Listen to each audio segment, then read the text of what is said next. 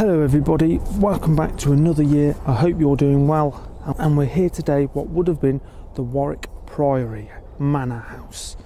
So let's go and take a look.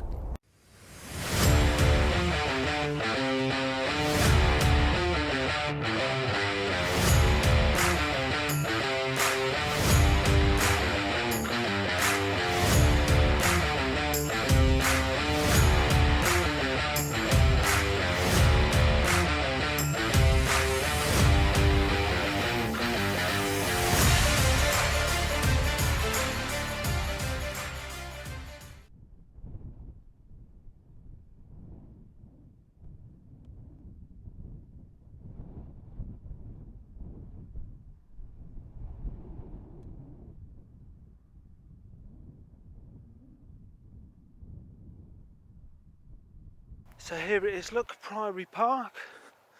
Just gonna make our way up to what used to be the Manor House. And if you're an OG member of the Dan Club, you might recognise this place from when we went and looked at the tunnels. It's not the warmest of days today, still only 4 degrees, but certainly warmer than it has been. And it's nice to be back out.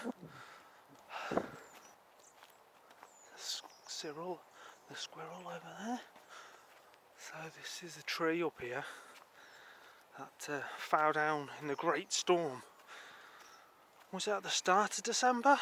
Oh, seems like a lifetime ago now. But I came up over Christmas and cut some of the large branches off. So we can now walk past, because the council don't seem to want to do anything about it, because there used to be a path through there before, but obviously I had a go at cutting this one, but oh, I couldn't get through it. Oh, it's a lovely bit of woodland. Usually lots of dog walkers, but there's not much route on that. So here it is, the manor house itself, and now I'm going to go through a little bit of its history and tell you all about it. For nearly 900 years of succession of buildings has stood on this low sandstone hill to the north of Warwick, a site now currently occupied by the County Records Office. The Priory was founded here by Henry de Newbury, the first Earl of Warwick, at some date between 1114 and 1119. It belonged to the order of the Canons of the Holy Scripture, who had the special duty of caring for the pilgrims to the Holy Land. After the fall of Jerusalem in 1188, the house became distinguishable from an ordinary Augustine property. The house was surrendered to the Crown in 1536 by then the Priory, Robert Redford, and the 3 canons. In 1546 the Priory was granted to Thomas Hawkins, a servant of John Dudley. Dudley was the father-in-law of Lady Jane Grey, was created Earl of Warwick in 1547. Fisher pulled down the old buildings and on the site built a mansion, finished in around 1566, which occupied by a deluge he called Hawkins' Nest. After Fisher's son had wasted his inheritance, it was sold by him to John Puckering in 1581. Puckering was a lawyer who became a Speaker of the House of Commons and was made Keeper of the Great Seal in 1592 and knighted. The house was then remodelled purely by Sir John and his widow between 1581 and 1611. The estate was later occupied by Henry Wise, the royal gardener to King George I, Queen Anne and King William III. He purchased the property in 1709 along with the manors of Woodlows, Upper Woodcut and Lellington for £10,553. His son added a huge square wing facing the terrace in around 1745, and the Wise family retained ownership of the priory until 1851, when Henry Christopher Wise, great-great-grandson of the royal gardener, sold the house and the gardens to the Oxford Junction Railway Company. The priory estate was acquired by the Warwick County Council in 1940, but plans for its development had been postponed because of the war.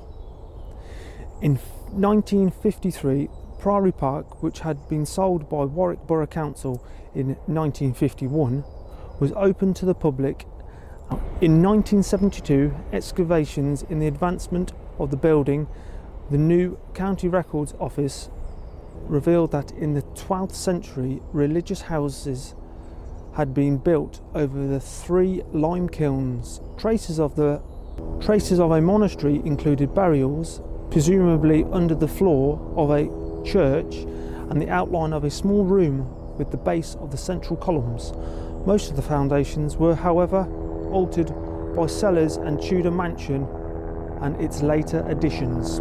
So I hope you enjoyed that little history about the manor house and its alterations, but some of it still exists today, which we're going to go and have a look at right now. So come and join me. We have the main drive, which leads off the Cape Road up towards the manor house.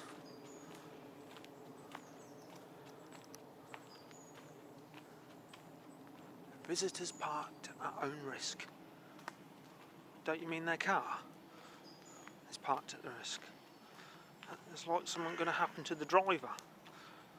Anyway, I think this is the old driveway and that's the new driveway. So I think this might have been the old driveway. And then there's a wall here, look. I don't know if it was part of the old house, but it's got sandstone, look. There's an old vent there, and the windows are sealed. You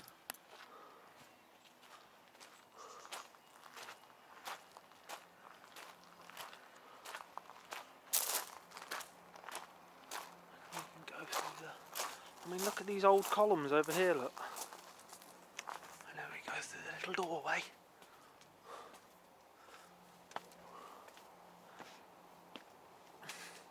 And there's the records office there, and this here is part of I don't know if it'd be the original building, but this is the older part.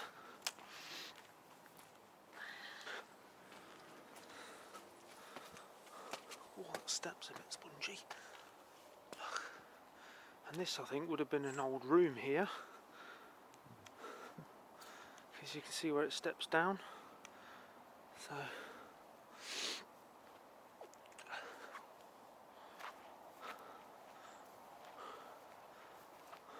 another old column.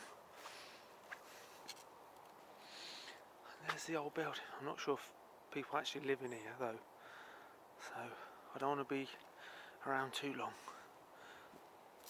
There's also cameras as well. But it's a really nice old building. And it's still standing. How small the bricks were back in those days though. They can't even be 65 mils.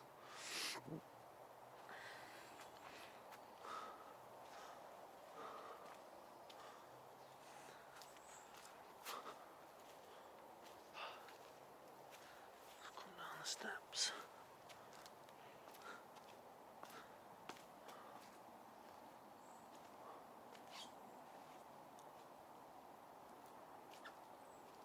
Little door, look.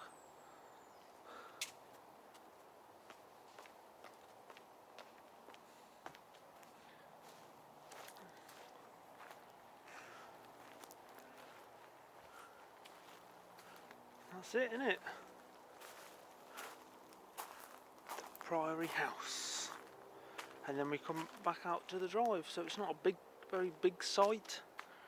I mean, the county office takes up most of it. I'm not sure how big the original site actually was. So there we have it. I hope you enjoyed a little history lesson about the old Priory Manor House. If there's anywhere else in Leamington or Warwick you want me to take a look at, let me know in the comments. I've got a few other ideas. Maybe the Marble House in Warwick next. But that's it for now. I'll see you all next time. Take care of yourselves, stay safe out there, look out for one another. Cheery bye.